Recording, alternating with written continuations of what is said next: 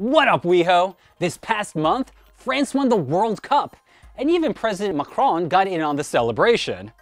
It's refreshing to see a president interact with athletes without angry tweets. Welcome to WeHoTV News. Game on, West Hollywood. I'm Mike Siriaco, and I'm bringing you everything you need to know about WeHo, courtesy of the city of West Hollywood. If you got sucked into World Cup overtime, you may miss some important news. Don't sweat it, because I'm going to catch you up to speed with the WeHo Wind-Up. Let's put 30 seconds on the clock. Henry Rollins rocked out WeHo Reads. Corrupt EPA chief Scott Pruitt was replaced by someone with actual government experience. Unfortunately, that experience is shilling for coal companies. Sense of Place pulled it together and returned home to WeHo. Finland hosted a summit for America's head honcho and his obedient sidekick, Donald Trump. And West Hollywood was invaded by a flock of birds. Excuse me, I meant to say, West Hollywood was invaded by a flock of bird scooters. We better avoid those skid marks and scoot into some fresh news briefs. On July 3rd, Women in Books met at West Hollywood Library to discuss Shanthi Sekaran's novel, Lucky Boy. Fun fact, Lucky Boy is also my nickname for Chris Hemsworth's gym buddy. It was full circle on July 21st with the closing reception of Sense of Place. Comprised of 40 separate concrete parts, this sculpture was originally installed in WeHo before being disassembled and installed in various locations across LA. Now these individual pieces have been brought back to West Hollywood Park and reunited as a whole. I believe we have footage of the reassembly. Form, feet, and legs! I don't get art. Also on July 21st, Classical Theater Lab, with the support of the city's arts division, presented Lewis Carroll's Through the Looking Glass. The sequel to Alice in Wonderland features all your favorite childhood characters like Tweedledee and Tweedledum, the Walrus and the Carpenter, and the terrifying Jabberwocky. On July 28th, the City of West Hollywood's Recreation Services Division hosted a dance for community members ages 55 and over. The theme was Hollywood Glitz and Glamour. Isn't that right, famous Sunset Boulevard resident and senior citizen Norma Desmond? All right, Mr. DeMille, I'm ready for my close-up. It's pronounced Siriaco. No wonder your pictures got small. And finally, on July 31st, the Lambda Literary Book Club met to discuss Justin Sayers' young adult novel, Pretty. Now, this shouldn't be confused with my similarly named novel, Petty, which is just a collection of Donald Trump and Kim Jong-un Twitter feuds. Now, before I accidentally kickstart World War III, let's quietly slip out of these news briefs. From July 19th through the 22nd, members of West Hollywood's geek community beamed down to San Diego for this year's Comic-Con International, a celebration of comic book culture. Think of it as the nerd version of LGBT Pride, but with more exposed skin. In honor of the occasion, we like to highlight the importance of LGBT comic book characters with a salute to SuperQueeroes! Wonder Woman! Since 1941, this amazing Amazon has been proving women are just as capable of leaping tall buildings in a single bound as their male counterparts, and are equally brave in the face of belligerent baddies. But in recent years, Wonder Woman has displayed a different kind of courage by coming out as openly bisexual, both in her comic book series and in her hit movie. I've read all 12 volumes of Cleo's treatises on bodily pleasure. They came to the conclusion that men are essential for procreation, but when it comes to pleasure, unnecessary. Why is this important? Well, Wonder Woman is the most prominent female superhero in the world, so her identifying as bi is a huge win for LGBT visibility. Wonder Woman was also the only female founding member of the Justice League. The other 6 were men, and only one of them was a person of color. And that color was green. Retroactively adding an openly LGBT Justice League founder infuses a jolt of much-needed diversity to the planet's premier superhero team. I mean, how can you expect them to save our world if they don't reflect our world? Carolina Dean. Back in November, Hulu premiered the television adaptation of The Runaways, based on the comic book about a group of affluent adolescent Angelinos who discover their parents are supervillains. Both the TV and comic book series feature Carolina Dean, a lesbian teenager with trippy alien powers who's in love with her straight best friend Nico. In the comics, this affection is tragically unrequited. But in the TV series, which was produced over a decade after the comics, the girls begin a happy relationship with each other. This difference reflects how dynamically sexual orientation has evolved in the 21st century. According to a 2016 survey of Americans aged 13 to 20, conducted by the J. Walter Thomas Innovation Group, only 48% identified as exclusively heterosexual, compared to 65% of millennials aged 21 to 34. And on a scale of 0 to 6, with 0 being completely straight and 6 being completely gay, a third of the demographic chose an integer in between, meaning the future is more sexually fluid than ever. And speaking of fluidity, many fans of The Runaways are hoping Season 2 will include the comic book character Zavin, Carolina's girlfriend who is gender fluid on every level. Zavin is an alien shapeshifter who was born cisgender male, but because of her love for Carolina, chooses to live life as a woman. Again, this character reflects our current culture. A recent UCLA study found that 27% of the California teens surveyed identified as gender nonconforming. Ultimately, when it comes to the next generation, labels are less important than happiness. And while it's socially acceptable for kids to identify as LGBT at increasingly younger ages, let's not forget those who come out later in life, such as Iceman. The cryogenetic X-Man has long been unlucky in the lady love department, but the reason why wasn't really explored until very recently. Due to a time travel twist, Bobby Drake's teen self was brought to the present, where he discovered a much more accepting society. When this past teen Iceman came out as gay, the present adult Iceman was forced to face some truths about himself, and eventually came out as well. And while teen Iceman easily adapted and started dating, adult Iceman had a harder time adjusting. Like many other people who come out later in life, Bobby missed out on the fun, experimental twink years and went directly to the serious relationship 30-something years, but without any experience in dating other men. Fortunately, Iceman's signature sense of humor and unflappability evened out the playing field. But this character is an important reminder that coming out is a difficult rite of passage for everyone, no matter their age. So, there are LGBT superheroes. It's just comic books, why should we care?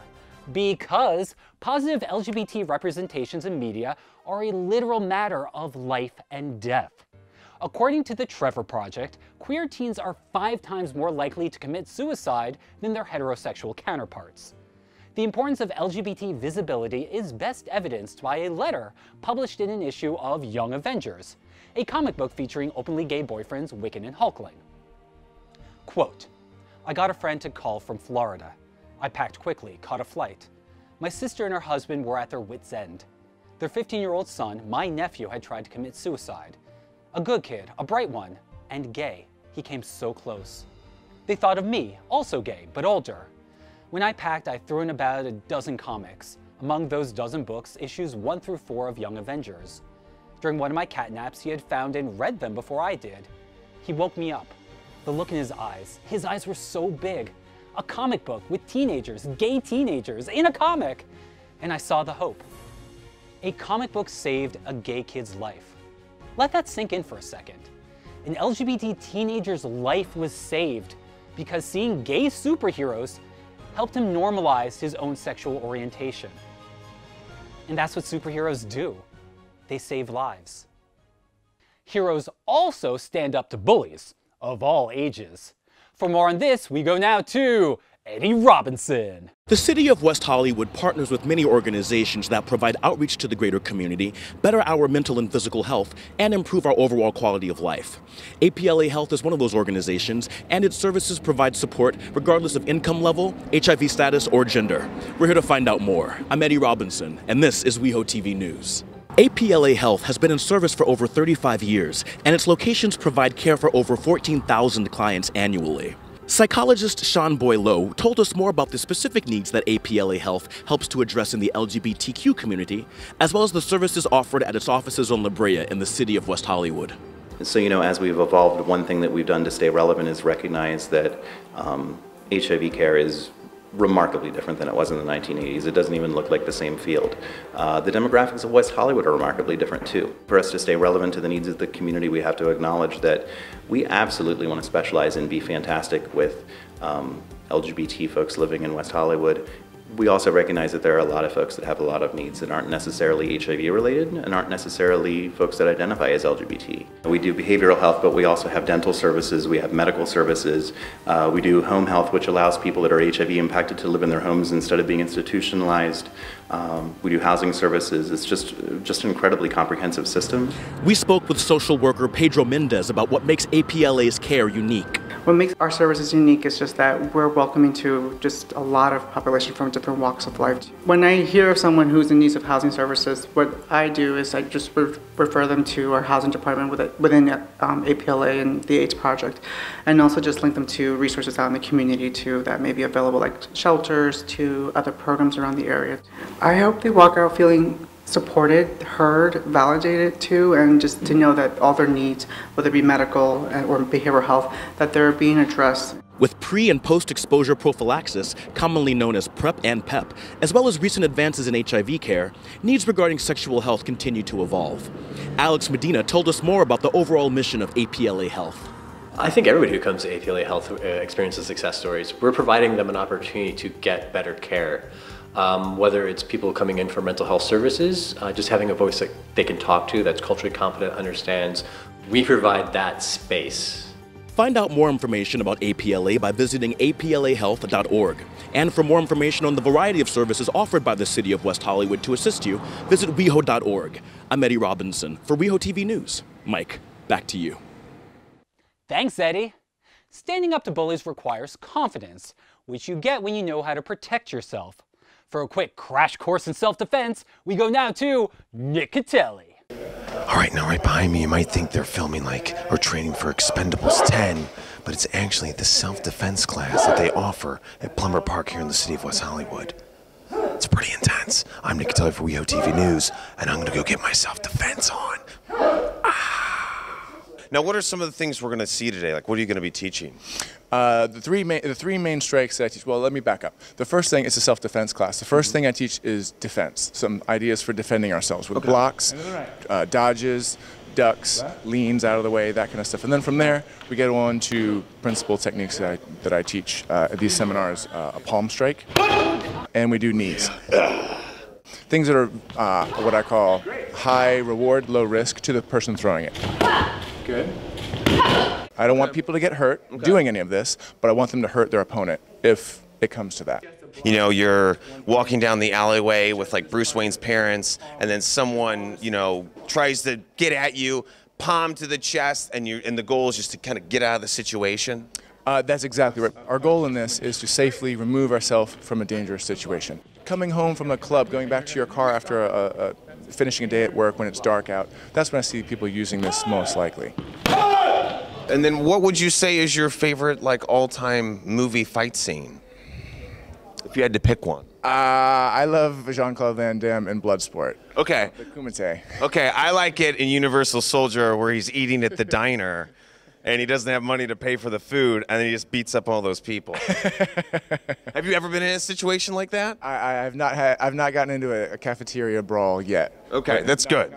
Oh my gosh, what an amazing class. I'm not gonna lie, I pretty much just learned Kung Fu like in The Matrix. For more information about classes here at Plummer Park or anywhere in the city of West Hollywood, visit WeHo.org or pick up a WeHo Rec Reader. Again, I'm Nick Catelli for WeHoTV News, and I'm gonna go do some waxing on and a little bit of waxing off. And I think I just threw out my shoulder, so. Thanks, Nick. And Nick wasn't the only WeHoan working up a sweat this summer. In August, LGBT athletes from West Hollywood and around the world will meet up in Paris for the 2018 Gay Games. For more on this, we go to this month's documentary, Light in the Water. I remember going to the blocks and the guys next to us saying, "That's the fag team." And I turned to the relay and I said, "We are going to crush them."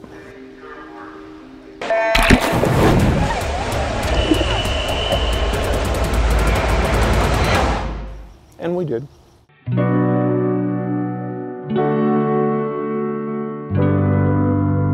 We started in response to a certain amount of homophobia and the empowerment that comes from athletics, and especially gay men not being seen as athletes back in 1982. And the whole idea back then is if you were gay, You were very feminine. You didn't like to do sports. So this changed the norm. I mean, no one could imagine that there were athletes that were gay. By going to these straight swim meets as a known gay team and out gay team and winning, it was empowering. We were discovering ourselves and what our power was. The color goes so well. We became a family. The team was created in '82, AIDS surfaced in '82.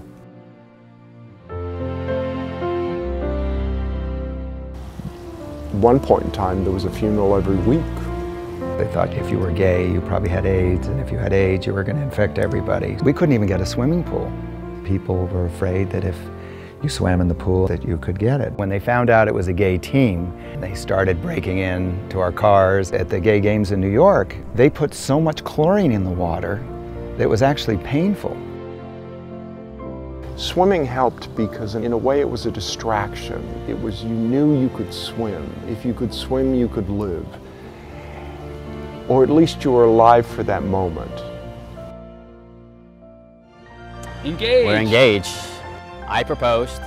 He said yes. There's always a group from every generation that sticks. The team is solid that way, and the team serves a purpose for different reasons for different people.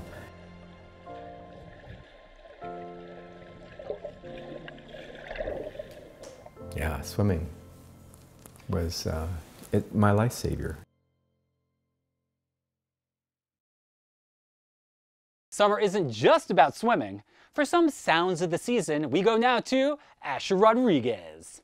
Looking for a free and fun program to enjoy this summer? Well, look no further than our Summer Sounds concert series. Today's concert features Latin and Caribbean sounds from the one and only Jungle Fire.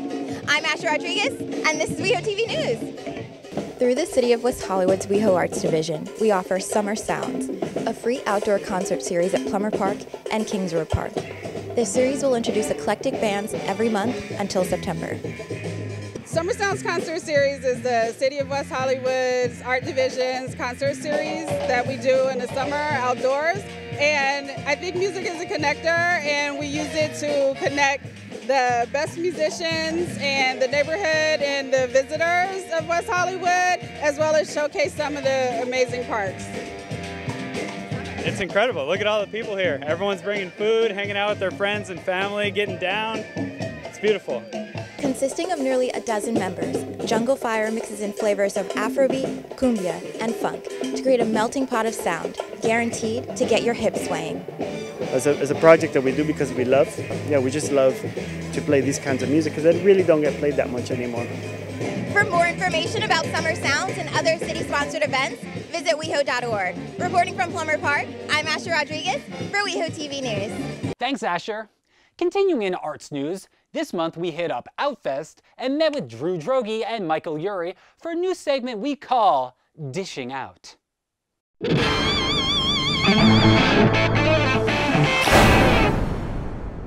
What up, WeHo? We're here at the Directors Guild of America for this year's Outfest Los Angeles, the annual film festival featuring LGBT storytelling. WeHoans may also know Outfest as the organization that teams up with WeHo Arts to present the Outfest West Hollywood series, a monthly program that features screenings and discussions about queer cinema. Today, we're going to be dishing with comedian Drew Droege and director Michael Urie about their feature film, Bright Colors, Bold Patterns, and about this year's Outfest Film Festival. Let's check it out. Now, today, you are going to be screening your feature film, Bright Colors, Bold Patterns. Yes, we're so excited. It's a captured one-man play that I did in New York. Yeah, anything. Listen, I drink the world. Oh, thank you, Mac.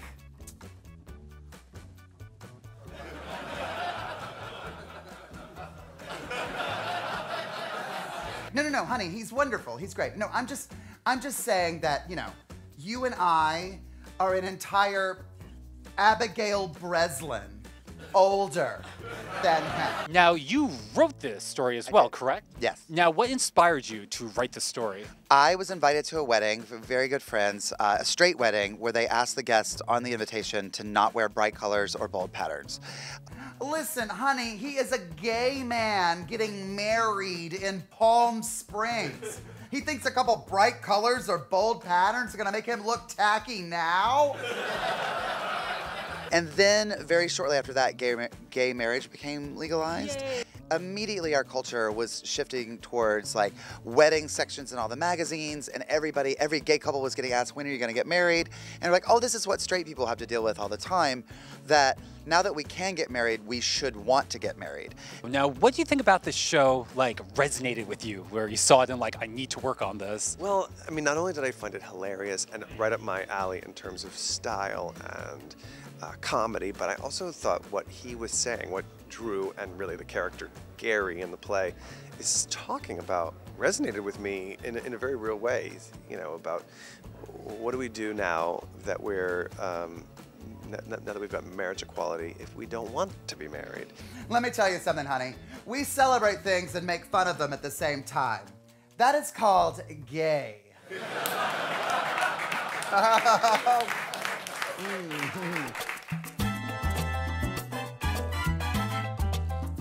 Before we go, we want to let you know that the City of West Hollywood's website has gotten a little facelift. Check out the new and improved WeHo.org and let us know what you think. We'll be back next month with more news, noise, and nonsense. Until then, keep it cute, WeHo.